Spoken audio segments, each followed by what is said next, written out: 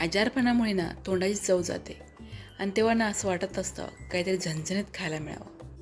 पण ते बनवण्यासाठी किचनमध्ये जास्त वेळ उभं राहायची इच्छा होत नाही किंवा भांड्यांचा पसाराही करावासा वाटत नाही. तेव्हा तुम्ही हा झटपट बनणारा झणझणीत लसूणी भात बनवू शकता.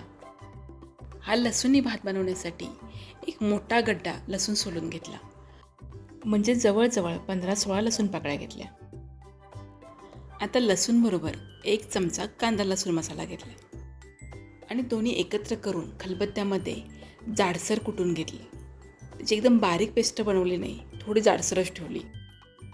आता एका कढईमध्ये 2 चमचे तेल घेतलं. तेल चांगलं गरम झाल्यावर त्यामध्ये 1 चमचा जिरं टाकलं.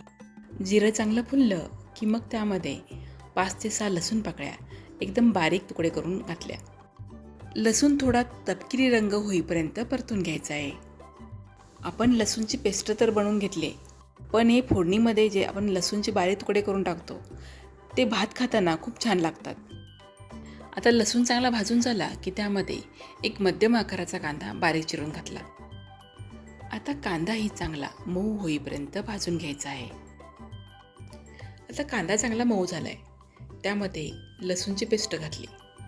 त्याबरोबरच छोटा पाव चमचा हळद आणि चवीनुसार मीठ घातलं. मसाले फोडणीमध्ये मिसळून घेतले आणि थोड्या वेळासाठी परतून घेतले. मसाले परतून घेतले आणि मग यामध्ये शिजवलेला भात घातला.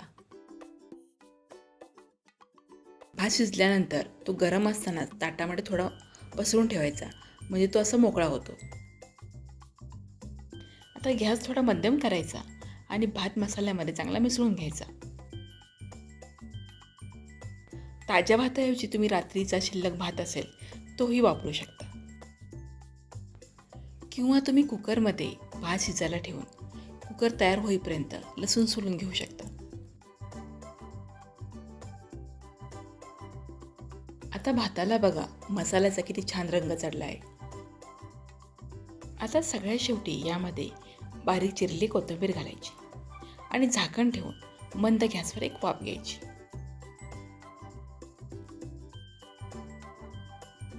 तर असा हा तोंडाची चव वाढवणारा झणझणीत लसूणी भात तयार आहे. हा लसूणी भात इतका चवदार होतो ना की याबरोबर रायतं किंवा लोणचं घेण्याची काहीच गरज लागत नाही. हा लसूणी भात तुम्हाला कसा वाटला मला कमेंट करून नक्की सांगा.